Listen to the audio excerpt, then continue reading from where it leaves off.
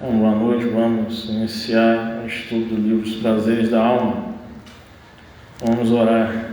Deus, nosso Pai, estamos agradecidos, Senhor, por mais um momento de reflexões, por mais um momento em que aqui estamos, reunidos em Teu nome, ó Deus, em nome do Teu Filho Jesus Cristo, pedindo as inspirações para o entendimento desta hora.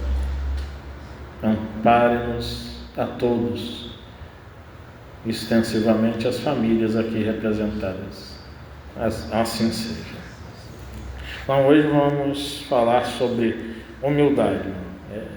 Eu antes vou até falar, né? Eu não sou capacitado para falar sobre humildade. Né? A humildade, ela não vou dizer que ela seja a mãe de todas as virtudes, mas quem é virtuoso é humilde. E vai negar, né? Não vai dizer que é humilde.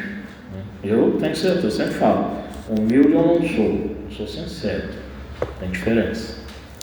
Ser sincero é uma coisa, ser humilde é outra.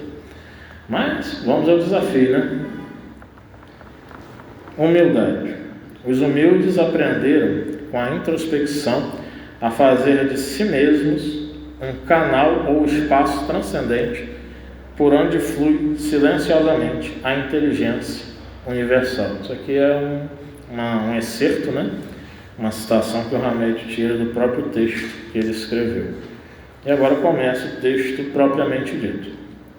Buda não foi apenas uma figura histórica que viveu há 2.500 anos, mas uma criatura extraordinária que, a partir das próprias experiências, encontrou a iluminação e o despertar dos potenciais internos.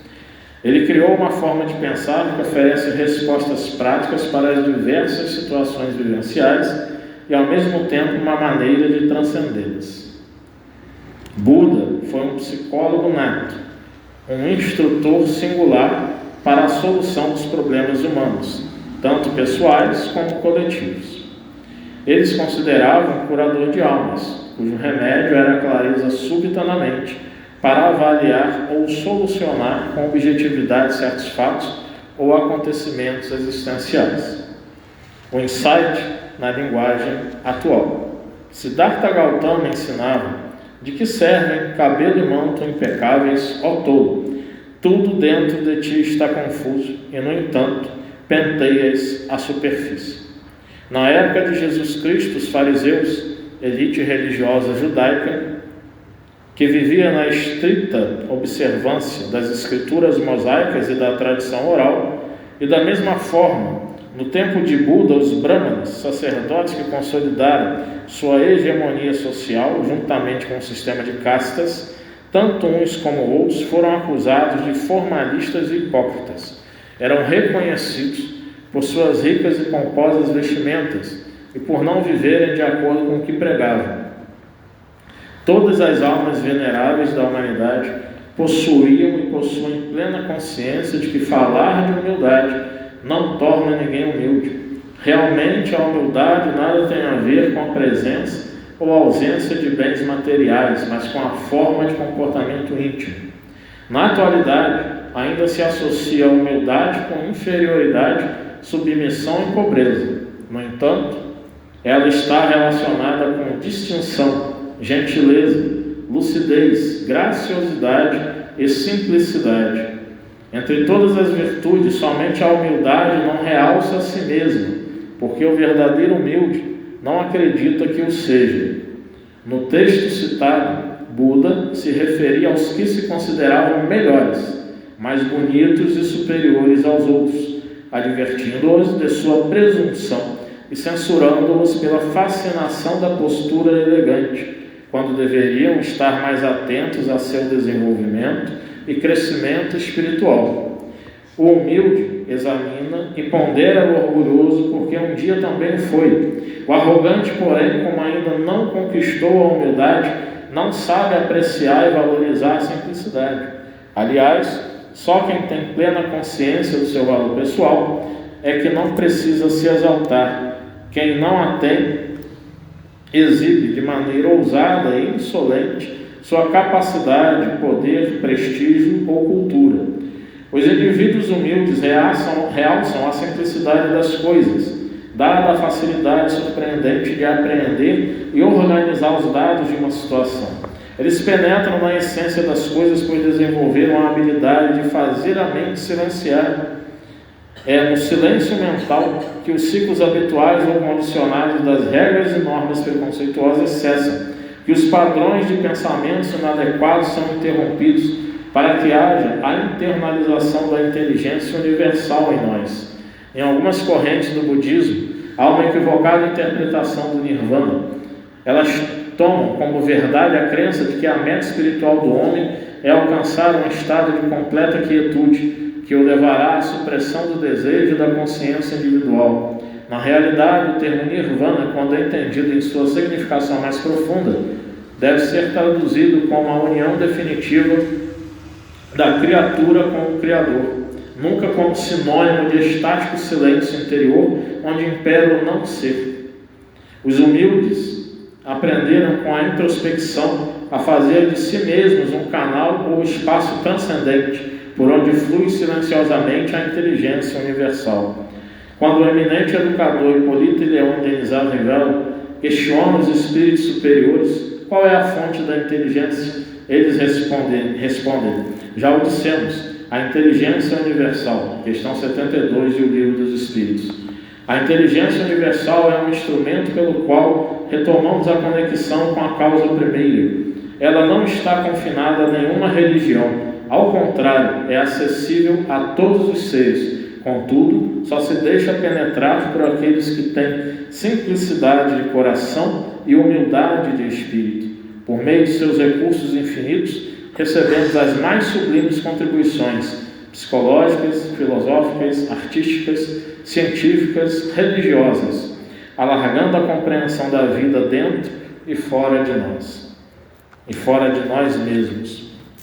Aqui, Hamed está trazendo a figura de Buda, nesse ensinamento sobre humildade, e é bem interessante que ele fala de Buda colocando as pessoas que estavam bem vestidas, dizendo para elas ficarem atentas, tomarem cuidados, porque as pessoas estavam assim, porque sendo mais bonitas, estão mais bem vestidas, elas são consideradas superiores às outras, E nós vemos isso ainda na atualidade, Vai numa festa, uma mulher olha o vestido da outra, comenta e tal, está mais bonito, não está bonito. Pode ter uma boa intenção isso, pode não ter, depende do coração de cada pessoa que está lá. Homens às vezes também falam, de aquele cara está com a roupa assim, que ele está assado, que ele está com a barba perfeita, a barba mal feita, o tipo de cabelo não está legal, e fica nessa futilidade, nessas observações todas, que não leva a nada. Como se a forma de se vestir em um determinado ambiente dissesse do caráter daquela pessoa. Obviamente que tem que se ter um bom senso, Você vai a um ambiente, você vai vir aqui, no Grupo Espírito Semeador da Paz, com vestidos indecentes, decotes cinturantes, homem de camiseta, short curto, Acho que isso aí já é perder o bom senso, Mas o Hamed está colocando sobre isso, de que a humildade, como sendo, muita gente confunde a humildade com inferioridade, submissão, pobreza, associa, humildade, isso até que a gente fala assim, aquela pessoa que está em vulnerabilidade, que é a palavra correta, a pessoa fala assim, que a pessoa é muito humilde. Não, a gente não é muito humilde, não. A pessoa é pobre, está em vulnerabilidade social, vai estar em extrema pobreza, não é humilde. Porque muitas vezes se associa a isso, a pobreza, a submissão, a inferioridade, aquele empregado com relação àquele patrão é muito humilde. Mas não é que o empregado chamando o empregado de humilde, chamando que ele, tudo que se fala, está submetido, ele faz.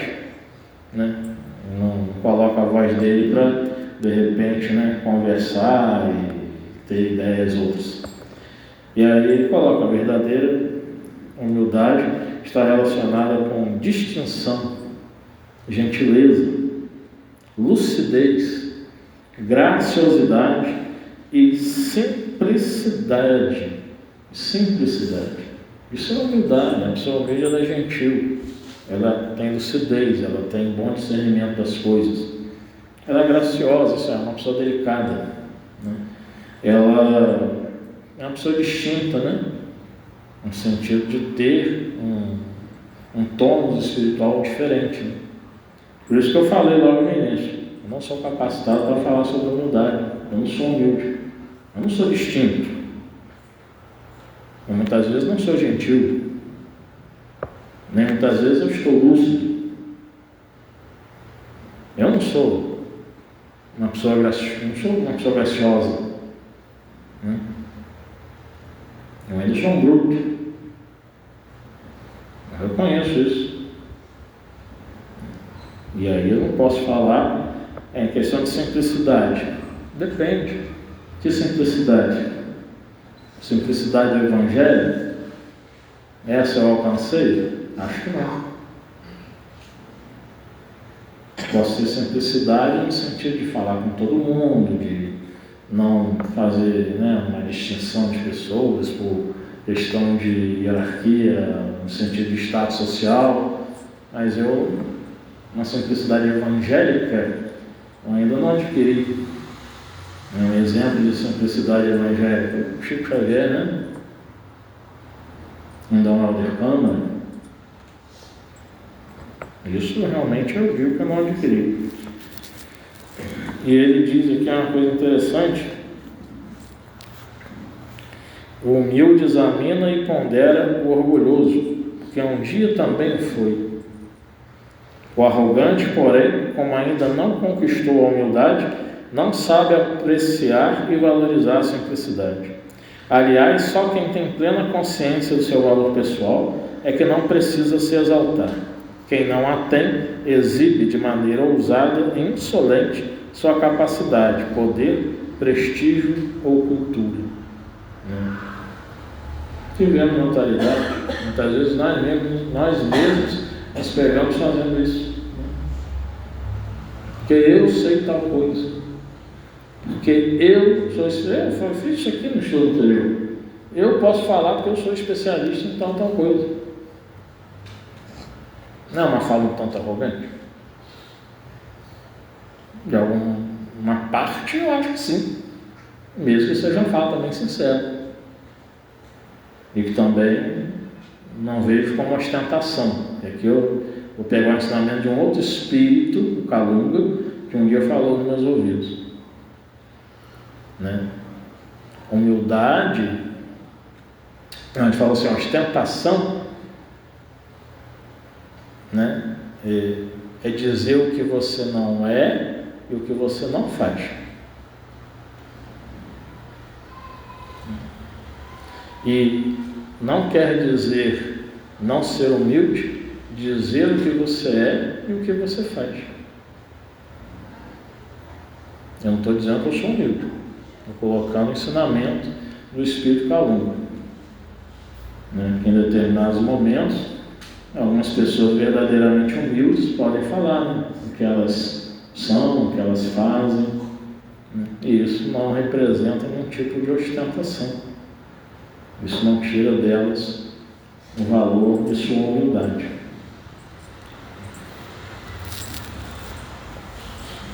E aqui, quando ele fala sobre essa questão do Nirvana, né?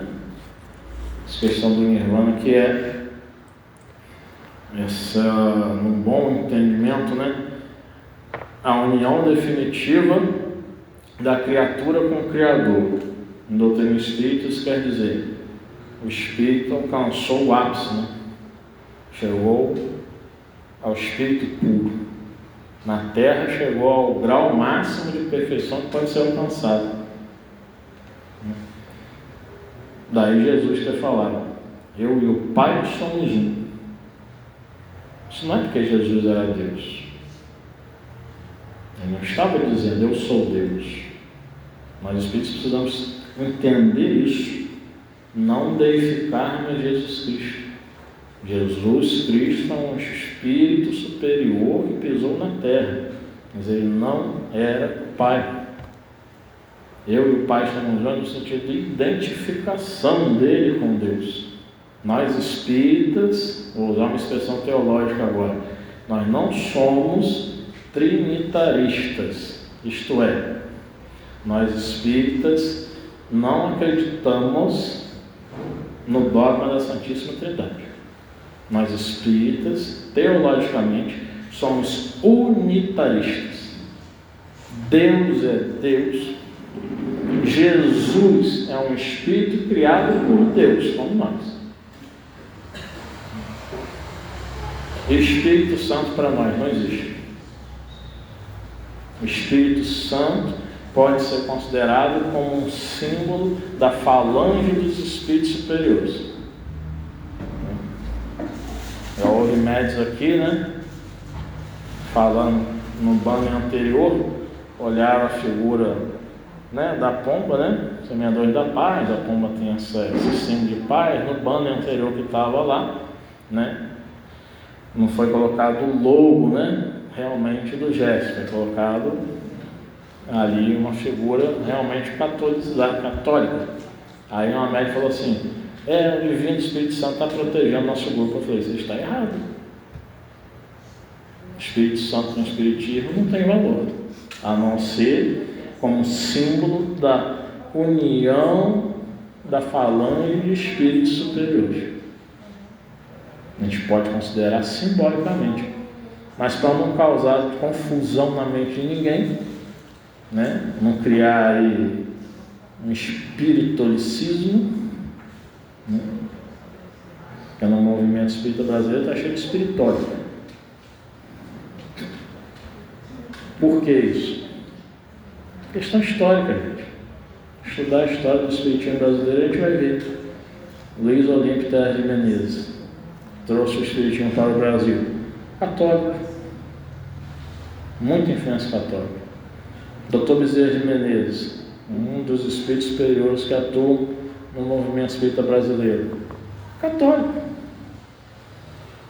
Tanto é que ele aceitou a obra mistificadora de Jean Baptiste Cousteau. Dr. Bezerra de Menezes defendia aquela obra, a obra que a gente lê, meu Deus, cheia de absurdos. Hoje, como espírito, não. Depois ele, como espírito, não aceitou. Ele falou mais sobre essa obra. Ele criou uma frase, Kardecizar é a legenda de agora. Então, teve-se muitas essas questões de, olha a expressão usada, para dizer de um protetor do Brasil, Anjo Ismael. É uma expressão católica. Por que não falar o espírito puro Ismael? Por que não usar a terminologia kardeciana? Por que ficarmos usando as terminologias católicas? Causa confusão. Isso causa confusão. E aí a gente precisa deixar essas coisas bem esclarecidas, Que a gente pode um dia vir a falar, e nós vamos vir a falar um dia, Realmente, eu e o Pai somos um, porque nós vamos estar nos percebendo unidos, com o Criador, de uma forma definitiva.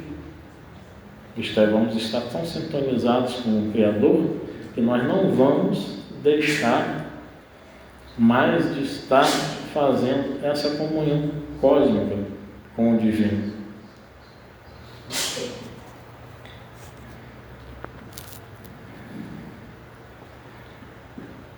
E aí ele vai colocar, os humildes aprenderam com a introspecção a fazer de si mesmos um canal ou espaço transcendente por onde flui silenciosamente a inteligência universal.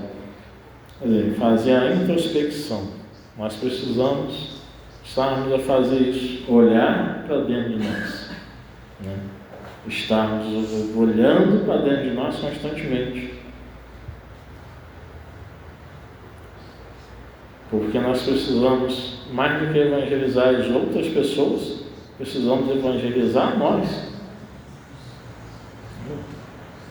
Precisamos estar evangelizando a nós. E isso é uma batalha constante, né? Porque é complicado, né? Entrando também, Marcelo, na polêmica, continuando a polêmica. Quando nós, né, estávamos falando no estudo anterior sobre as questões, né, de drogas, questões do Rio de Janeiro e tal, né? Fica difícil a gente, como espírito, que não tem aquela filosofia do bandido bom, bandido morto, mas fica muito difícil, né, a gente não separar, né, uma expressão. Eu gostei de uma pessoa que colocou, não lembro agora as mídias, mas não importa, são as guerras de narrativas também. Uma mídia colocou assim: 120 pessoas morreram na mega operação no Rio de Janeiro. Uma outra colocou assim: 120 criminosos morreram na mega operação no Rio de Janeiro.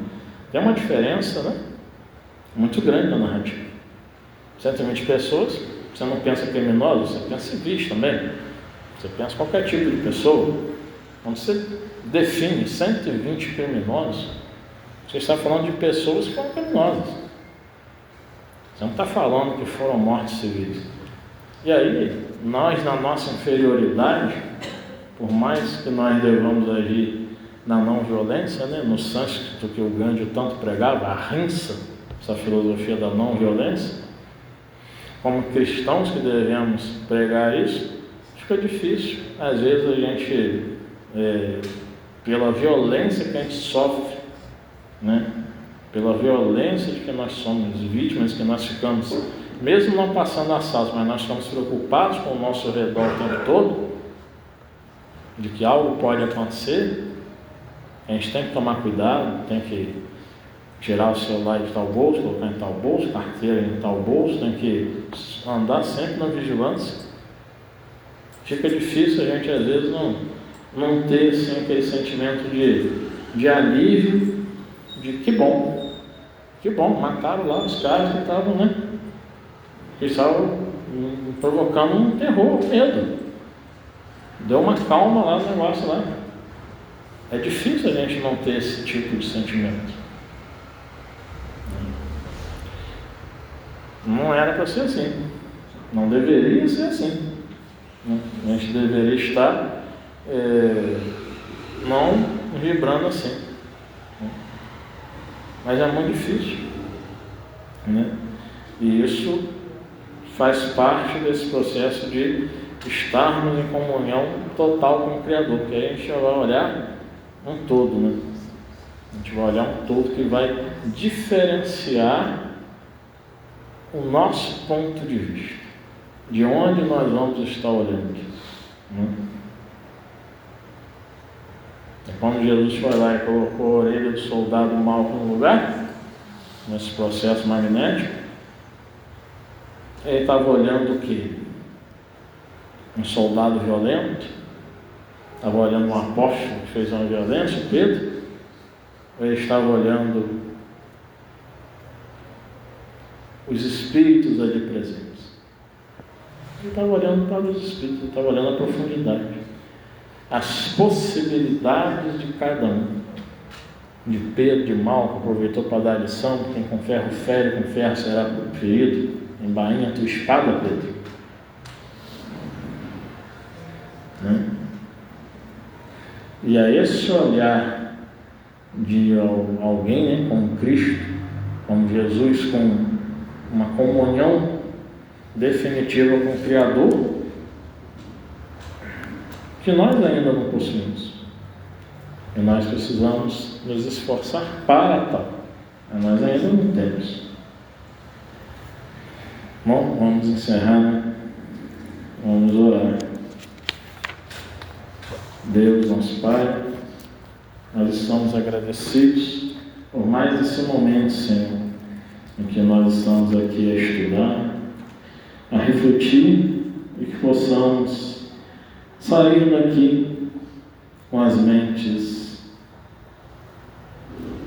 não só despertas, mas curiosas sim, para mais aprender, para mais pensar, para podermos estar olhando, Senhor, mais para nós, enquanto espíritos em evolução na Terra, e assim estarmos em um exercício cotidiano de boa convivência para com todos. Agradecemos a Ti, Senhor, mais esta oportunidade. Boa noite, Denise e Zé Carlos, que acompanharam aqui online.